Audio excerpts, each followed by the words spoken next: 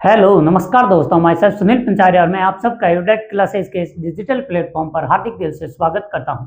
तो दोस्तों, हम हमारी जो इंडियन पॉलिटी से रिलेटेड हमने जो चर्चा करने की पहल शुरू की थी, इस पहल के तहत हमने भारत की जो कार्यपालिका थी उसके बारे में विस्तृत चर्चा की है। उसके बाद हमने हमारा जो नेक्स्ट टॉपिक चुना है, मेजर टॉपिक है भारत की विधायिका यानी कि संसद। और संसद में हमने राज्यसभा पढ़ी, लोकसभा भी पढ़ी। अब लोकसभा के बाद अब हम देखते हैं कि संसदीय प्रक्रिया के अंदर हम एंट्री करने वाले हैं। उससे पहले एक और जो कि सिलेबस में लिखा हुआ नहीं है, लेकिन ऐसा टॉपिक है जिसके बारे में हमें जानकारी होनी चाहिए और इसमें कुछ कंफ्यूजिंग फैक्ट हैं, उनके बारे में एक अपनी भाषा के अंदर, एक सिंपल भाषा के अंदर इस पर चर्चा करने के लिए आज की ये क्लास रखी गई है। और हमारे आज के क्लास का टॉपिक है सांसदों की अयोग्यता, डिस्क्वालिफिकेशन ऑफ एमपीज। तो ये जो सांसदों की अयोग्यता वाला टॉपिक है, इसके बारे में हमें तीन अलग अलग चीजें पढ़नी होती है और इन तीन अलग अलग चीजों की वजह से इनमें कई बार कंफ्यूजन हो जाता है। हम सिंपली इनके कॉन्सेप्ट तो हमें पता होता है कि कोई भी सांसद कब अयोग्य होगा, लेकिन इनमें से कौन सी बात भारत के संविधान से ली गई है, कौन सी बात अन्य किसी एक्ट से ली गई है और कौन सी बात दल बदल कानून से ली गई हैं, इनमें थोड़ा सा कंफ्यूजन हो सकता है। इसी कंफ्यूजन को हमारी भाषा के अंदर समझ जाने के लिए और सिंपल तरीके से इनको एक्सप्लेन करने के लिए आज की हमने ये क्लास रखी है। तो आइए हम हमारी इस चर्चा को और आगे बढ़ाते हैं और आज के हमारा टॉपिक है वो है अयोग्यता। जैसा कि हमने ये जो पहल शुरू की है वो तकरीबन आर्टिकल 12 से शुरू की और आर्टिकल 12 से लेकर अभी का जो आर्टिकल है वो 102 है। इसके बीच में लगभग जितने भी आर्टिकल आए थे उन सब के बारे में थोड़ी थोड़ी बात की है। तो आई होप कि यहाँ तक आर्टिकल वाइज जो चर्चा की पहल शुरू हुई है, इसमें आपको समझने में भी आसानी रहेगी और दूसरी चीज कि आपका कॉन्सेप्ट पहले से ही क्लियर रहेगा कि किस आर्टिकल में कौन से परिवर्तन हो रहे हैं। जैसे कि हमें पता है कि 89 आर्टिकल है वो राज्यसभा के सभापति से जुड़ा हुआ है। 89 से लेकर 92 तक ये सभी राज्यसभा के सभापति और उप सभापति के हैं। वैसे ही 93 से लेकर 96 तक ये लोकसभा के अध्यक्ष और उपाध्यक्ष से जुड़े हुए हैं इन तमाम बिंदुओं पर। उसके बाद 97वां आर्टिकल है वो लोकसभा और राज्यसभा सभी के वेतन भत्तों से संबंधित है। 98वां आर्टिकल लोकसभा और राज्यसभा के जो सचिवालय हैं उनसे संबंधित है। आर्टिकल 99 है वो बताता है कि प्रत्येक संसद के सदस्य को यानी सांसद को अपनी संसद की सदस्यता ग्रहण करने से पहले शपथ लेनी पड़ती है। इनके बारे में हम फिर कभी और चर्चा करेंगे, फिलहाल हमें एक आइडिया रखना है। और आर्टिकल 100 इसके बारे में मैंने कल ही बताया था कि जो लोकसभा अध्यक्ष वाला टॉपिक पढ़ रहे थे उसमें हमने चर्चा की थी गणपूर्ति के बारे में, यानी कोरम के बारे में। हमने देखा था कि संसद में कोई भी सदन अगर चल रहा है तो उसमें गणपूर्ति पूरी होनी बहुत जरूरी थी, जो है कोरम, यानी कि लगभग सदन के सदस्यों का 10% होना बहुत जरूरी था। ये था आर्टिकल 100 जिसके अंदर यानी सदनों की बैठक, सत्र और जो कोरम की बातें हुई थी उसके अंदर हुई थी। उसके बाद आता है आर्टिकल 101। आर्टिकल 101 कुछ प्रावधान करता है कि यदि कोई संसद का सदस्य है वो एक ही समय में दोनों सदनों का सदस्य हो जाता है, तब उसको अपना 10 दिन के अंदर अंदर अपना पद खाली करना पड़ता है, एक सीट छोड़नी पड़ती है। या फिर एक ही सदन के 2 पदों पर सीट जीतकर आ जाता है चुनाव, तब उसको निश्चित समय में अपनी एक सीट खाली करके दूसरी सीट धारण करनी पड़ेगी, अन्यथा दोनों सीटें चली जाएगी। राज्यसभा और राज्यों की विधानसभा और लोकसभा दोनों में सीट जीतता है, उस व्यक्ति को 14 दिन के भीतर भीतर अपना एक पद ग्रहण करना पड़ेगा, या तो सांसद लोकसभा का सांसद बन जाए या फिर विधानसभा का विधायक बन जाए। अगर ऐसा नहीं करता है तो संसद की सदस्यता चली जाएगी। ये तमाम प्रावधान है वो आर्टिकल 101 और आरपी एक्ट 1951 के अंदर है। आज का जो हमारा टॉपिक रखा गया है वो है अयोग्य घोषित करने का। बाकी कुछ और प्रावधान है, जैसे आर्टिकल 101 है वो अयोग्य होने की बातें करता है, लेकिन यहाँ पर अयोग्य किया जाएगा इसका मतलब है कोई ऐसा अधिकारी है भारतीय संविधान के अंदर जो घोषित करेगा कि ये व्यक्ति अयोग्य है। और इस अयोग्यता घोषित करने का जो आधार है, इसीलिए इस टॉपिक को आज चुना गया है। तो देखते हैं भारतीय संविधान में जो अयोग्यता वाला टॉपिक दे रखा है उससे रिलेटेड कौन कौन से प्रावधान है। इसके लिए हमें 3 चीजों के बारे में पता होनी चाहिए। पहली, भारतीय संविधान क्या कहता है, जो मूल संविधान है वो क्या कहता है, उससे रिलेटेड हमारा आर्टिकल है आर्टिकल नंबर 102। उसके बाद दूसरा प्रावधान की हमें पता होना चाहिए, वो है आर्टिकल नंबर 102 का सब क्लोज 2, जो संबंधित है दल बदल कानून से, डिफेक्शन लॉ से। और तीसरा मोस्ट इंपॉर्टेंट वो है आरपीआई एक्ट 1951। इन तीनों के बारे में हमें, और इन तीनों के प्रावधान भी विस्तार से हमें पता होने चाहिए। तो चलिए देखते हैं किसमें क्या लिखा गया है। आर्टिकल 102 का सब क्लोज 1 कहता है कि किसी भी सांसद को, जो संसद का सदस्य है, उससे अयोग्य घोषित करने की शक्ति राष्ट्रपति को है। और इस दरमियान राष्ट्रपति भारत के इलेक्शन कमीशन यानी कि निर्वाचन आयोग की बाध्यकारी सलाह पर कार्य करेगा। यहाँ पर सलाह किसकी है? इलेक्शन कमीशन की यानी निर्वाचन आयोग की। और किस तरीके की सलाह देगा निर्वाचन आयोग? ये सलाह बाध्यकारी होगी, यानी कि राष्ट्रपति इसके दौरान कोई भी प्रकार का तू मैं नहीं कर सकते। राष्ट्रपति ऐसा नहीं कह सकते कि ये तो मेरे रिश्तेदार जी हैं तो इनको मैं अयोग्य नहीं घोषित करूंगा, आप कुछ पुनर्विचार कर लीजिए। राष्ट्रपति ऐसा कुछ भी विचार नहीं प्रस्तुत कर सकते, क्योंकि ये जो इलेक्शन कमीशन ऑफ इंडिया की जो सलाह होगी वो राष्ट्रपति पर पूर्ण रूप से बाध्यकारी है। इसमें किसी भी प्रकार की तू मैं की कोई गुंजाइश नहीं रहने वाली है। तो पहली चीज समझ में आई कि आर्टिकल 102 के सब क्लोज 1 के अनुसार राष्ट्रपति को अधिकार दिया गया है किसी भी व्यक्ति संसद को अयोग्य घोषित करने का।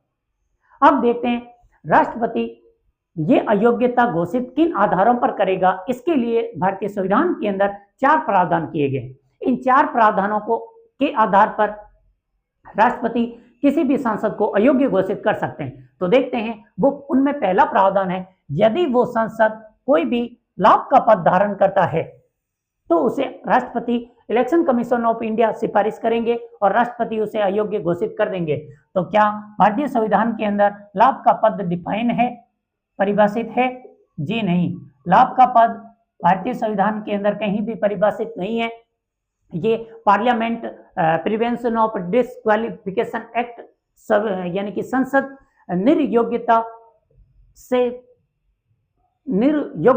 से संरक्षण अधिनियम संसद ने जो शायद 1957 के अंदर पारित किया था, उस एक्ट के अंदर ये लाभ का पद डिफाइन है, भारतीय संविधान में कहीं भी परिभाषित नहीं है। तो पहली चीज क्लियर। और इन शॉर्ट अगर ध्यान में रखना हो तो राष्ट्रपति, राज्यपाल और जो मंत्री होते हैं इनके पद लाभ के पद के दायरे में नहीं आते हैं, बाकी सभी पद लाभ के पद के दायरे में आते हैं।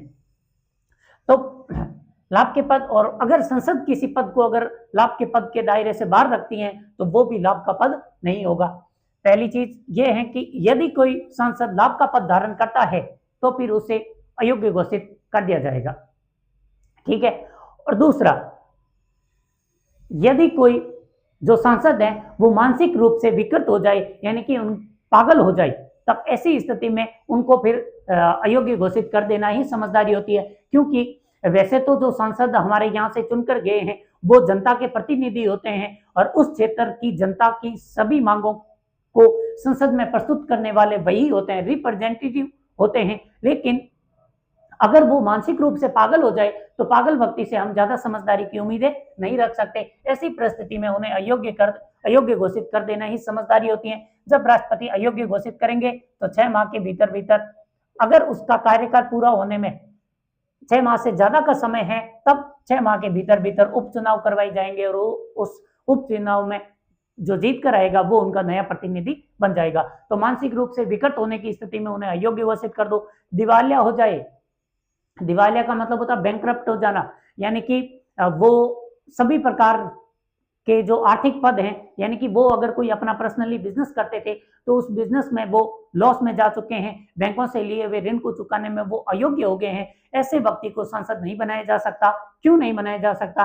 क्योंकि हम जानते हैं ऐसा व्यक्ति अपने इस कर्जे को उतारने के लिए फिर भ्रष्टाचार के राह पर चलने की संभावना ज्यादा रखता है। जब भ्रष्टाचार की राह पर चल सकता है तो ऐसे व्यक्ति को भी फिर अयोग्य घोषित कर देना चाहिए, यानी कि ऐसे पदों पर नहीं रखना चाहिए। ये देश के जनता के प्रतिनिधि होते हैं, न कि अपनी किसी बिजनेस के प्रतिनिधि, इसलिए उन्हें भी अयोग्य घोषित कर देता है। और नेक्स्ट है वो है यदि किसी सांसद की नागरिकता ही छीन ली जाए, यानी वो देश विरोधी गतिविधियों में पाया जाता है या फिर वो किसी अन्य देश की नागरिकता ग्रहण कर लेता है, ऐसी परिस्थितियों में उसको अयोग्य घोषित कर देंगे राष्ट्रपति इलेक्शन कमीशन ऑफ इंडिया की सिफारिश पर। ये 4 आधार हैं जिनके आधार पर राष्ट्रपति इलेक्शन कमीशन ऑफ इंडिया की बाध्यकारी सलाह पर हमारे संसद को अयोग्य घोषित कर सकते हैं। यह संसद का आर्टिकल 102 का सब क्लॉज 1 कहता है और इसी सब क्लॉज 1 में 5वां प्रावधान भी किया गया है कि बाकी अयोग्यता के बारे में जो नियम कानून बनेगा वो संसद कानून बना सकती है, यानी संसद कोई कानून बनाकर बता सकती है कि किन किन व्यक्तियों को और अयोग्य राष्ट्रपति घोषित करेंगे। इसके लिए भारतीय संसद ने 2 प्रकार के अधिनियम पारित किए। एक को बोलते हैं लोक प्रतिनिधित्व अधिनियम 1951, लोक प्रतिनिधित्व अधिनियम 1951, और दूसरा एक और एक्ट है, वैसे ये बहुत ही कम सुर्खियों में रहता है लेकिन ऐसे ध्यान में रखना, राष्ट्रीय समान अधिनियम यानी national honours act, honour act है, वो 1971 के दौरान आया था। इसमें भी अगर कुछ ऐसे प्रावधान है वो करते हुए व्यक्ति पाया जाए। इस समान एक्ट का सिंपल मतलब है कि यदि किसी व्यक्ति ने देश के सम्मान को क्षति पहुंचाने की कोशिश की तो भी वो अयोग्य घोषित करने के योग्य हो जाता है। तो इसके तो नाम से ही पता चल रहा है। उसके बाद अब जो सबसे ज्यादा इंपॉर्टेंट है वो है हमारा आरपीए एक्ट 1951। आरपीए एक्ट 1951 अयोग्य घोषित करवा देगा यदि वो व्यक्ति चुनाव के अंदर किसी भी प्रकार के भ्रष्टाचार में संलिप्त पाया जाता है, यानी कि चुनाव के दौरान उन्होंने लोगों को पैसे देकर वोट खरीदे हैं तो भ्रष्टाचार का आरोप है। ऐसी परिस्थिति में भी यहाँ पहली एक चीज क्लियर कर लेते हैं कि आरपीए एक्ट 1951 के तहत जो अयोग्य घोषित करेंगे कौन करेंगे, फिर से राष्ट्रपति करेंगे। इलेक्शन कमीशन ऑफ इंडिया की जो बाध्यकारी सलाह है उसके आधार पर ही करेंगे। ये सारे प्रावधान राष्ट्रपति के लिए ही आ रहे हैं। तो पहली चीज, चुनाव में वोट खरीदना यानी भ्रष्टाचार करने की जो गुस्ताखी होगी उसके लिए भी उस व्यक्ति को अयोग्य घोषित करवा देगा इलेक्शन कमीशन ऑफ इंडिया। दूसरा, 2 या 2 से अधिक वर्ष की सजा अगर किसी व्यक्ति को मिलती है, यानी कि वो जीत गया, चुनाव जीत गया, लोकसभा का सदस्य बन चुका है, उसके बाद यदि उसके ऊपर कोई ऐसा संगीन अपराध आ जाता है जिसके तहत उसको 2 या 2 से अधिक वर्ष की सजा मिलने वाली है, तो ऐसे व्यक्ति को भी राष्ट्रपति इलेक्शन कमीशन ऑफ इंडिया की सिफारिश पर अयोग्य घोषित कर सकते हैं। यह दूसरा प्रावधान था। और तीसरा है, जब चुनाव होते हैं, चुनाव की प्रक्रिया के दौरान चुनाव आयोग ध्यान में रखता है कि कोई भी व्यक्ति जो लिमिट दी गई है उससे ज्यादा खर्चा ना करे। अगर उस लिमिट का उल्लंघन हो तब क्या होगा, तो इस लिमिट का उल्लंघन होने की स्थिति में जो हमारे इलेक्शन कमीशन है वो उस सांसद से जो जीत गया उनसे अपनी रिपोर्ट मांगेंगे कि आपने इस चुनाव के दौरान कितना खर्च किया, उसका टोटल डेटा दीजिए, यानी कि कहां से आपके पास पैसा आया, आपने कितना खर्च किया, इसका पूरा डेटा दीजिए। तो अगर वो इलेक्शन कमीशन ऑफ इंडिया द्वारा मांगेंगे समय के भीतर, निश्चित समय पर, जितना समय इलेक्शन कमीशन ने दिया था उतने समय के अंदर यदि वो व्यक्ति अपना ब्यौरा देने में विफल हो जाता है, तब भी इलेक्शन कमीशन ऑफ इंडिया राष्ट्रपति को बोल सकते हैं कि ये व्यक्ति हमारा सांसद बनने के योग्य नहीं है, हटा देंगे। और उसके बाद एक और पद दे रखा है, यदि किसी ऐसी फर्म के अंदर यानी निगम के अंदर हमारे संसद सदस्य हैं जिसमें 25% से अधिक की हिस्सेदारी हमारे सरकार की है, तो ऐसी परिस्थिति में भी उनको, क्योंकि लाभ का पद हो जाएगा, लाभ का पद होते ही फिर अयोग्य घोषित कर दिया जाएगा। तो 25% से अधिक हिस्सेदारी वाले निगम का सदस्य भी अयोग्य घोषित हो सकता है। उसके बाद यदि किसी ऐसा व्यक्ति चुनाव जीत कर आता है जिसको किसी समय में गवर्नमेंट कर्मचारी थे और उनको उनके पद से भ्रष्टाचार, जैसे भ्रष्टाचार, रिश्वतखोरी, ऐसे किसी अपराध में बर्खास्त किया था, वो व्यक्ति यदि चुनाव जीत कर आता है तब भी राष्ट्रपति उस व्यक्ति को अयोग्य वापस घोषित कर सकते हैं। यानी कि जो गवर्नमेंट कर्मचारी हैं उनके लिए फिक्स प्रावधान है कि आप जब तक अपने पद पर हो कभी भी भ्रष्टाचार के आरोप में बर्खास्त मत होना। अगर हो गए तो आगे फिर अपनी लाइफ में कभी भी चुनाव जीतने की स्थिति में नहीं रहोगे। चुनाव तो हो सकता है आप जीत सकते हो, लेकिन फिर इलेक्शन कमीशन ऑफ इंडिया आपको उस पद पर रहने नहीं देगा, आपको पद से हटवा देगा, नया उपचुनाव करवा कर किसी और को जीता देगा। यह होता है सरकारी सेवा से बर्खास्त होने का मतलब। और लास्ट है, यदि वो संसद छुआछूत, दहेज जैसे अपराधों के अंदर संलिप्त पाया जाता है, तो ऐसी परिस्थिति में भी इलेक्शन कमीशन ऑफ इंडिया उनको, राष्ट्रपति को सलाह दे सकते हैं कि आप इनको अयोग्य घोषित कर दीजिए। तो टोटल ओवरऑल 10 ऐसे प्रावधान हैं जिनके दौरान हमारे राष्ट्रपति इलेक्शन कमीशन ऑफ इंडिया की सिफारिश पर संसद को अयोग्य घोषित करते हैं। उनमें 4 तो संविधान के आर्टिकल 102 के अंदर दिए हुए हैं और बाकी बचे हुए 6 प्रावधान आरपीए एक्ट 1951 के अंदर दिए गए हैं और एक ये समान एक्ट वाला भी प्रावधान है। तो लाभ का पद, मानसिक विकृति, दिवालिया और नागरिकता, ये 4 संविधान के हैं। बाकी चुनाव में भ्रष्टाचार, 2 या 2 से अधिक वर्ष की सजा, समय पर अपने चुनावी खर्च का ब्यौरा न देना, सरकारी हिस्से में 25% से ज्यादा हिस्से वाले किसी फर्म या निगम के अंदर पद धारण करना, या सरकारी सेवाओं से भ्रष्टाचार के कारण बर्खास्त होना, या छुआछूत और दहेज जैसे अपराधों के अंदर यानी कि कुरीतियों के अंदर संलिप्त पाया जाना। इन 10-11 प्रकार से राष्ट्रपति इलेक्शन कमीशन ऑफ इंडिया की सिफारिश पर इनको अयोग्य घोषित करते हैं। ये तो है आर्टिकल 102 का सब क्लोज 1 जो इस प्रकार के प्रावधान करता है। उसके बाद जो सबसे ज्यादा सुर्खियों में रहने वाला है वो है आर्टिकल 102 का सब क्लोज 2 जो डिफाइन करता है दल बदल कानून को, डिफेक्शन लॉ को। तो ये जो दल बदल कानून है वो भारतीय संविधान के अंदर 1985 के अंदर 52वें संविधान संशोधन द्वारा जोड़ा गया और इसके लिए एक सेपरेट अनुसूची भी जोड़ी गई जो थी 10वीं अनुसूची, यानी कि 52वां संविधान संशोधन 1985 के अंदर और 10वीं अनुसूची इसके अंदर जोड़ी गई।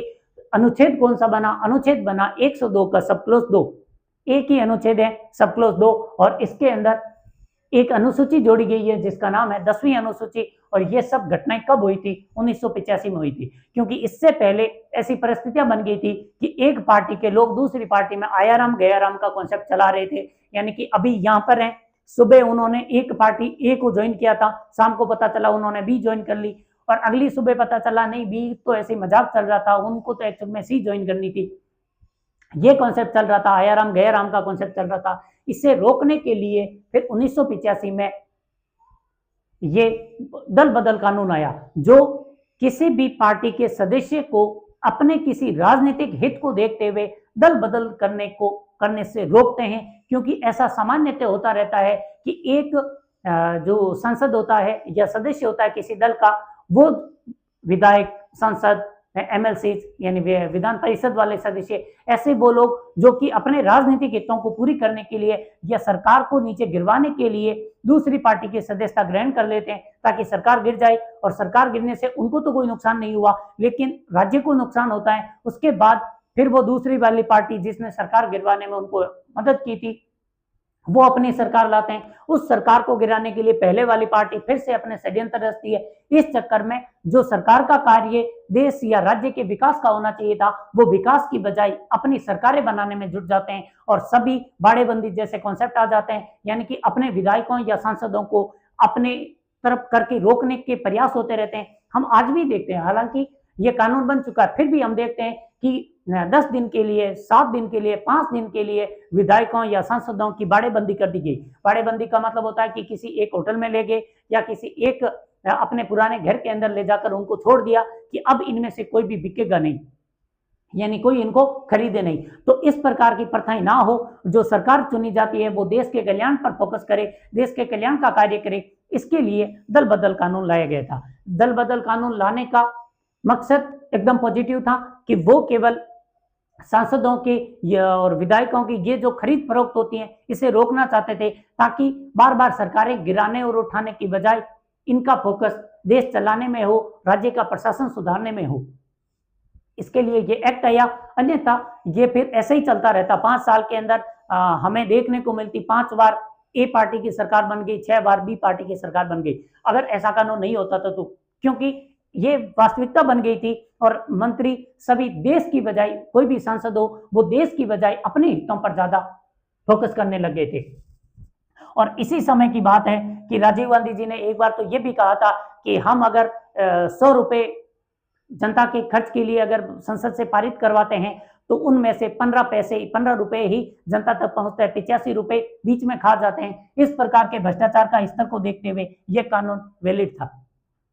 अब देखते हैं इस कानून में क्या प्रावधान किए गए थे। ये एक्चुअल में किसी भी विधायक को और किसी भी सांसद को एक पार्टी को छोड़कर दूसरी पार्टी में जाने और दूसरी पार्टी को छोड़कर वापस आने की ये जो प्रवृत्ति है इसे रोकने के लिए लाया गया था। ठीक है, अब इसमें क्या प्रावधान हुए? इसमें प्रावधान हुए कि अब अयोग्य घोषित करने का अधिकार राष्ट्रपति को नहीं है। यहां पर अयोग्य घोषित करने का अधिकार जो पीठासीन अधिकारी है, पीठासीन अधिकारी का मतलब हुआ अगर लोकसभा है तो अध्यक्ष और उपाध्यक्ष, मोस्टली अध्यक्ष, अगर अध्यक्ष अनुपस्थित है तब उपाध्यक्ष की बारी, और राज्यसभा है तब सभापति, और जो विधानसभा है विधानसभा का अध्यक्ष, और विधान परिषद है उसके सभापति। यानी कि जो भी उसके पीठासीन अधिकारी है, ये पीठासीन अधिकारी को कुछ अधिकार देता है। किस चीज का? यदि दल बदल के खिलाफ में कोई सांसद पाया जाता है या विधायक पाया जाता है तो उनको अयोग्य घोषित किया जा सकता है, और यहाँ पर जो अयोग्य घोषित करने की शक्ति है ये अंतिम है। अंतिम होने का मतलब है आगे हम देखेंगे इसकी न्यायिक समीक्षा हो सकती है, लेकिन ये शक्ति जो विधानसभा या लोकसभा के जो अध्यक्ष की है ये अंतिम शक्ति है। यानी कि यहाँ पर राष्ट्रपति अयोग्य घोषित नहीं कर रहे हैं, यहाँ पर अध्यक्ष अयोग्य घोषित करने की शक्ति पीठासीन अधिकारी को दी गई है।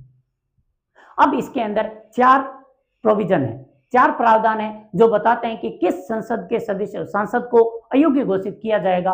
उनमें पहला प्रावधान है कि कोई भी सांसद यदि अपने जो जीत चुका है चुनाव, कोई भी सांसद या विधायक जो अपने राजनीतिक दल को त्याग देते हैं, और राजनीतिक दल को त्याग भी देते हैं तब भी, या फिर वो राजनीतिक दल को त्यागने के बाद दूसरे दल को ग्रहण कर लेते हैं, दोनों ही परिस्थितियों में उनको अयोग्य घोषित कर दिया जाएगा। राजनीतिक दल को त्यागने पर वो राजनीतिक दल अपने जो विधायक हैं, जो सांसद हैं, उनको नोटिस जारी करेंगे कि आप हमारी सदस्यता मत त्यागिए। अगर आप त्यागते हैं तो हम पीठासीन अधिकारी से सिफारिश करके आपको अयोग्य घोषित भी करवा सकते हैं। अगर उसके बावजूद भी उस सामने वाले सांसद या विधायक नहीं मानते हैं तो उनको अयोग्य घोषित किया जा सकता है। क्यों? क्या ये सही है या गलत है? इस पर हम थोड़ा सा लॉजिक लगाएं तो ये बात सच भी है। मान लो कि ए पार्टी की सरकार है और सरकार को धन विधेयक लाना हो या फिर विश्वास प्रस्ताव की परिस्थिति में खड़ी है, सरकार को विश्वास प्रस्ताव साबित करना है। ऐसी परिस्थिति में जब वोटिंग हो रही थी उस समय मान लो एक सांसद आके कह देता है कि मैं तो आपके दल की सदस्यता ही त्याग रहा हूं, और सदस्यता त्याग रहा हूं तो फिर मैं विपक्ष में वोट दूंगा या फिर मैं वोट ही नहीं दूंगा। तो ऐसी परिस्थिति में उनके एक वोट की वजह से हो सकता है कि सरकार विश्वास प्रस्ताव खो दे, यानी कि अविश्वास प्रस्ताव पारित हो जाए और सरकार गिर जाए। तो ऐसी परिस्थिति में सरकार ना गिर जाए तो ये उस राजनीतिक दल को इतनी शक्ति तो देना वैलिड था कि वो राजनीतिक दल अपने सदस्य की सदस्यता त्यागने पर उस सदस्य को सांसद पद से ही अयोग्य घोषित करवा दे, क्योंकि उन्होंने चुनाव जीता उसी दल के भरोसे था। आज हम जानते हैं कि जैसे एक छोटा सा एग्जांपल ले कि वर्तमान में बीजेपी के जितने भी सांसद हैं, हम उन सभी सांसदों को जानते हैं या फिर प्रधानमंत्री जी को जानते हैं। ऑब्वियस है कि हम प्रधानमंत्री जी को जानते हैं, और जो हम जब बीजेपी को भी वोट देते हैं तब हमारे दिमाग में हमारे एमएलए या एमपीज की बजाय प्रधानमंत्री की इमेज ज्यादा होती है कि हम किसको वोट दे रहे हैं, उनको वोट दे रहे हैं। और आप चुनाव के दौरान देख सकते हैं हमारे आसपास के जो आमजन है उनसे पूछना कि आपने किसको वोट दिया, या तो वो बोलते हैं कि मैंने मोदी जी को वोट दिया, और या फिर वो बोलते हैं कि मैंने राहुल गांधी जी को वोट दिया। तो क्या सच में उन्होंने दिया था? मोदी जी को वोट तो वाराणसी में जिन्होंने वोट दिए उनके वोट गए थे, बाकी आम लोगों के वोट कहाँ जा रहे? अपने क्षेत्र के एमपी या एमएलए को वोट गए थे, लेकिन मेंटेलिटी तो वही है। तो ये कहने का मतलब है जो राजनीतिक दल ज्वाइन करते हैं उनके जीतने में कुछ हिस्सा तो राजनीतिक दल का भी तो होता है। अपने निर्दलीय रूप से थोड़ी ना जीते हो तुम, तो जब निर्दलीय रूप से जीते नहीं हो तो आपको फिर त्यागने का अधिकार भी नहीं होगा। यह बात यहाँ पर बोली गई है कि राजनीतिक दल को त्यागता है तब भी अयोग्य घोषित कर दिया जाएगा, और दूसरे दल को ग्रहण करने पर फिर तो अयोग्यता लागू हो ही जाएगी, क्योंकि आपने इनके साथ चीटिंग की है। तो अन्य दल को ग्रहण करते हैं तब भी अयोग्य हैं, और अपने दल को त्यागते हैं तभी घोषित हो गए कि वो अयोग्य तो हो जाएंगे। आगे अन्य दल ग्रहण करो चाहे मत करो, दोनों परिस्थितियों में अयोग्य तो घोषित हो जाओगे। अब दूसरा सबसे इंपॉर्टेंट, इसके व्हिप क्या होती है, इसके बारे में मैंने कल वाले वीडियो में चर्चा की थी कि व्हिप ना तो कहीं संविधान में लिखा हुआ शब्द है और ना ही कहीं पर भी इसको डिफाइन किया गया है। ये केवल परंपरागत रूप से चला आ रहा एक शब्द है, और ये हर दल का होता है, चाहे वो दल सरकार में है या फिर विपक्ष में है या फिर एक छोटा सा दल बनकर रह गया है। सभी परिस्थितियों में हर दल का अपना एक व्हिप होता है, और व्हिप वो सचेतक होता है जो प्रत्येक सांसद को, विधायक को या इस अपने दल के सदस्यों को सचेत करता है कि आपको कब किसके खिलाफ में और किसके पक्ष में वोटिंग करनी है। वो व्हीप होता है। अगर किसी सांसद ने व्हीप की अवमानना की, यानी कि व्हीप ने बोला था कि आप सबको इस बिल के विरोध में वोटिंग करनी थी, आपने अगर उस व्हीप के इस जो वक्तव्य था इसका उल्लंघन किया, उसकी बात नहीं मानी, तो इसे बोलते हैं व्हीप का अवमानना करना। और आपने एक बार व्हीप की अवमानना कर दी, उसके बाद आपके पास 15 दिन के चांस है। 15 दिन में यदि आपका दल आपको माफ करता है तब तो आप बच गए, और अगर दल ने माफ नहीं किया तो 15 दिन के अंदर अंदर 15 दिन के बाद आप अयोग्य घोषित कर दिए जाओगे। ये है प्रावधान नंबर 2।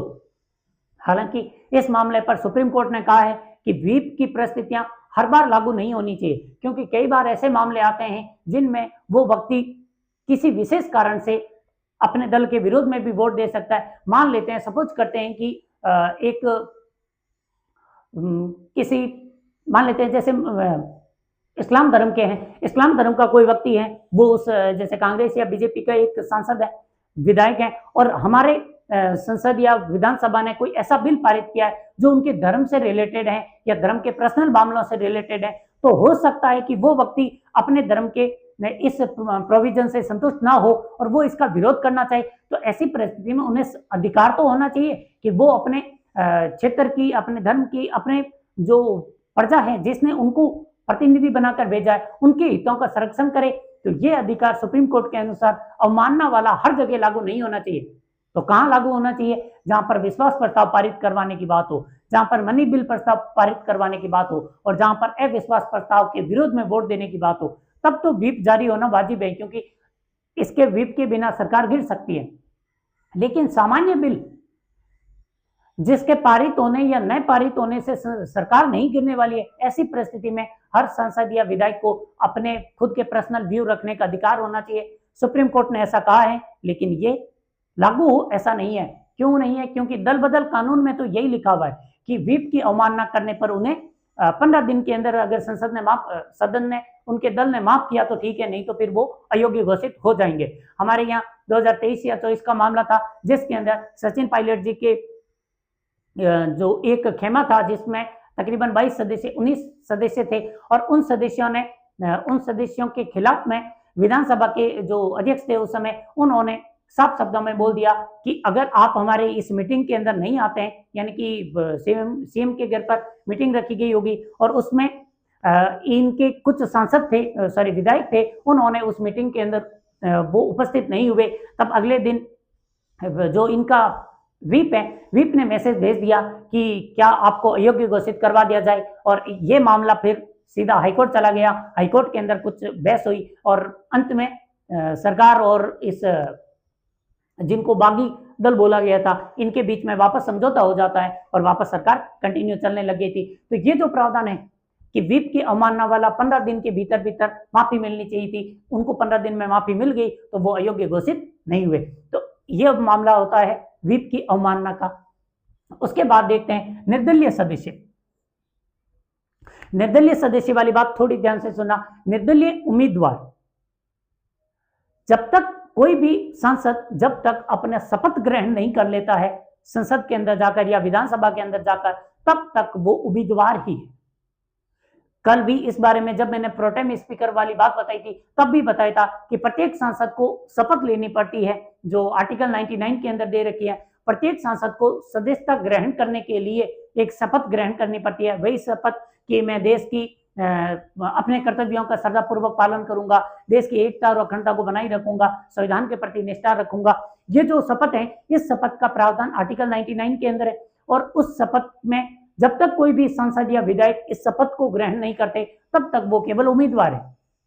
यहाँ क्या बात हो रही है? निर्दलीय उम्मीदवार जब वो चुनाव लड़ रहा था, चुनाव लड़ने के बाद वो जीत भी गया, जीतने के बाद जब तक वो शपथ ग्रहण नहीं कर रहा है, तब तक उसके पास चांस है कि वो किसी भी राजनीतिक दल को ग्रहण कर ले, यानी कि सदस्यता ग्रहण कर ले। अगर उसने शपथ ग्रहण कर ली, उसके बाद उसके पास कोई चांस नहीं है कि वो सदस्यता ग्रहण करे किसी राजनीतिक दल की। वापस धैर्य से सुनिए, जब चुनाव जीत रहे हैं या चुनाव के दौरान बहुत सारे निर्दलीय उम्मीदवार खड़े होते हैं, उन निर्दलीय उम्मीदवारों के पास क्या चांस है? उनके पास चांस है कि या तो वो चुनाव जीतने के बाद अपने पूरे कार्यकाल में निर्दलीय ही रहे, किसी भी दल को ग्रहण ना, यानी सदस्यता ग्रहण ना करे। ठीक है, अगर किसी को सदस्यता ग्रहण करनी है तो फिर चुनाव जीतने और पहले करता है तो भी चलेगा।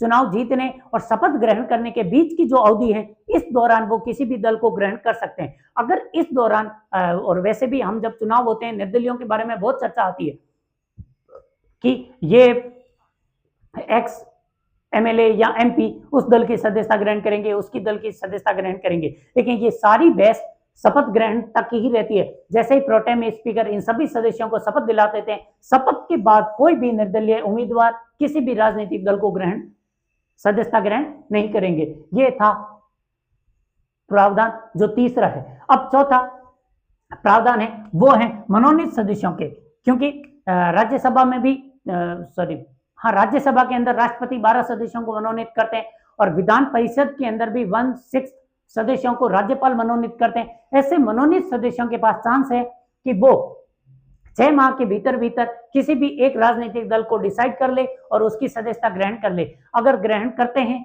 तब तो ठीक बात है, नहीं ग्रहण करते हैं तो वो फिर निर्दलीय के रूप में ही घूमेंगे। अगर 6 माह के बाद उन्होंने किसी भी दल की सदस्यता ग्रहण की तो फिर वो अयोग्य घोषित कर दिए जाएंगे।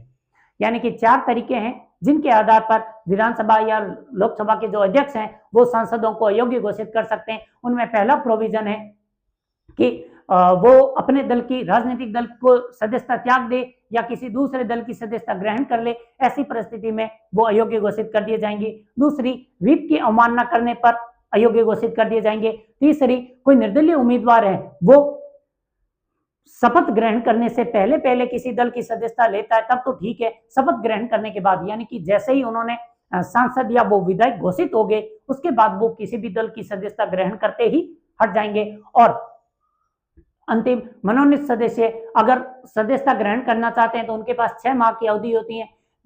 उनको चांस दिया जाता है कि आप देखो यहाँ विभिन्न दल हैं, विभिन्न दलों की विभिन्न विचारधाराएं हैं, उनकी जो प्रायोरिटी है इनके बारे में आप समझिए, फिर आपकी खुद के विचारों के अनुसार जो पार्टी सही चल रही है या सही लगती है उनकी सदस्यता आप ग्रहण कर लीजिए। लेकिन इस तमाम विचारों आपको विचार विमर्श के लिए 6 माह की अवधि दी जाती है। 6 माह के भीतर कर लीजिए। जैसे ही 6 माह पूरे हुए उसके बाद अगर आपने किसी राजनीतिक दल की सदस्यता ग्रहण की तो फिर आप अयोग्य घोषित कर दिए जाओगे।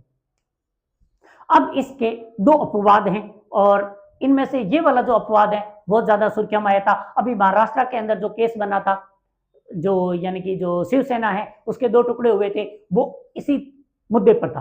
अपवाद क्या है? पहले तो अपवाद यही था कि अगर 1/3 सदस्य किसी अन्य दल को ग्रहण कर लेते हैं या एक दल को छोड़ देते हैं तब उनको अयोग्य घोषित नहीं किया जाएगा। और अब प्रोविजन है कि 2/3 सदस्य यानी कि किसी दल के 2/3 सदस्य उस दल को छोड़ देते हैं, उसकी सदस्यता त्याग देते हैं, उसके बाद कोई नया दल गठित कर लेते हैं, तो ऐसी परिस्थिति में उन 2/3 सदस्यों को अयोग्य घोषित नहीं किया जाएगा। साफ बात है। और महाराष्ट्र में शिवसेना वाला जो मामला आया था वो ये था, इसलिए वहां पर हाईकोर्ट ने उनको अयोग्य घोषित करने से मना कर दिया था क्योंकि वो 2/3 सदस्य थे। और उसके बाद एक और अपवाद है, वो है पीठासीन अधिकारियों का। हमने जब कल लोकसभा अध्यक्ष के बारे में पढ़ा था तब मैंने बताया था कि लोकसभा के जो अध्यक्ष हैं वो अपने दल की सदस्यता नहीं त्यागते हैं।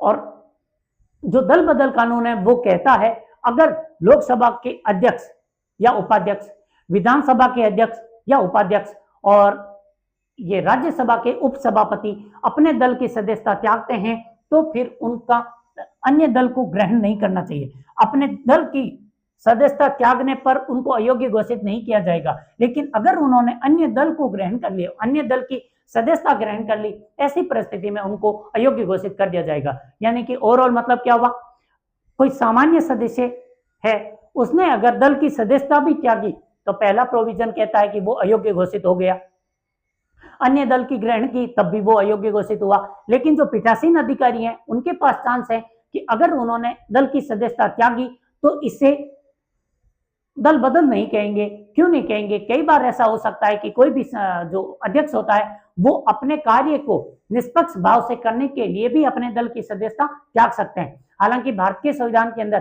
साफ लिखा हुआ है कि जो अध्यक्ष हैं उनको अपने दल की सदस्यता त्यागने की कोई जरूरत नहीं है, जैसी ब्रिटेन में होती है। लेकिन फिर भी अगर कोई जो अध्यक्ष हैं वो अपनी इच्छा से ही सदस्यता त्यागते हैं तब तक तो वो अयोग्य नहीं है। अगर उन्होंने किसी अन्य दल को ग्रहण कर लिया, अन्य दल की सदस्यता ग्रहण की, तो फिर उन्हें अयोग्य घोषित कर दिया जाएगा।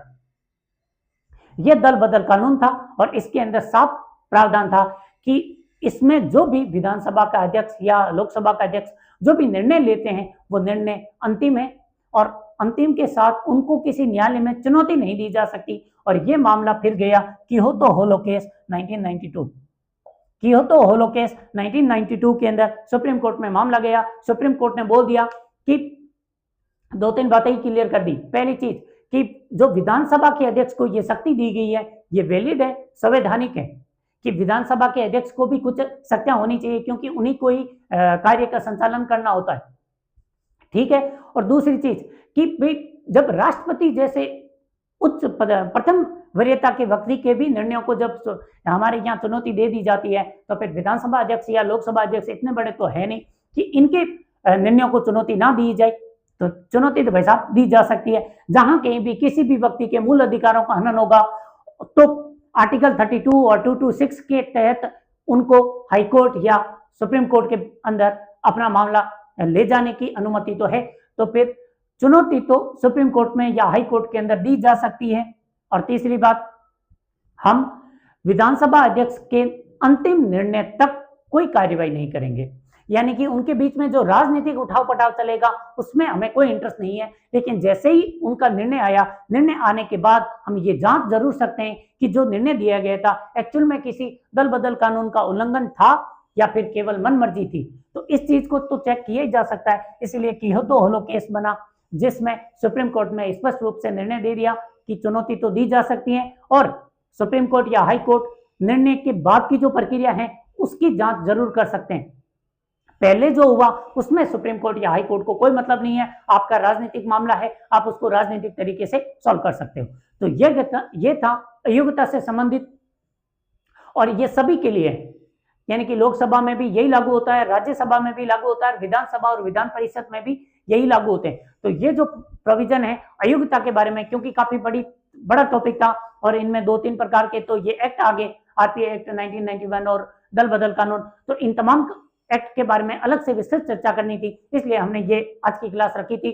और आई होप कि मैं अयोग्यता वाले टॉपिक में थोड़ी बेटर और सिंपल लैंग्वेज में आपके साथ चर्चा कर पाया। इनके कॉन्सेप्ट तो क्लियर हो गए। अब आगे इनसे रिलेटेड आप जो भी वर्तमान की परिस्थितियों के अंदर जो भी घटनाएं होती है, राजनीतिक घटनाएं तो अक्सर होती ही रहती हैं, तो उन घटनाओं में थोड़े इंटरेस्ट रखिए। इन घटनाओं से ज्यादा इंटरेस्ट रखिए जो भी हाईकोर्ट या सुप्रीम कोर्ट फैसला देता है उनके बारे में, तब हमें समझ में आएगा कि एक्चुअल में इनके प्रोविजन क्या है। जैसे अभी मैंने बताया था 2/3 वाला ये मामला शिवसेना वाला मामला था और हमारे व्हिप की अवमानना वाला मामला हमारे यहाँ सचिन पायलट जी वाला मामला था। ऐसे मामले जाते हैं तब हाईकोर्ट सुप्रीम कोर्ट के निर्णयों पर भी थोड़ा ध्यान रखिए। पढ़ते रहिए, समझते रहिए, हमें भी आगे प्रसारित करते रहिए। धन्यवाद।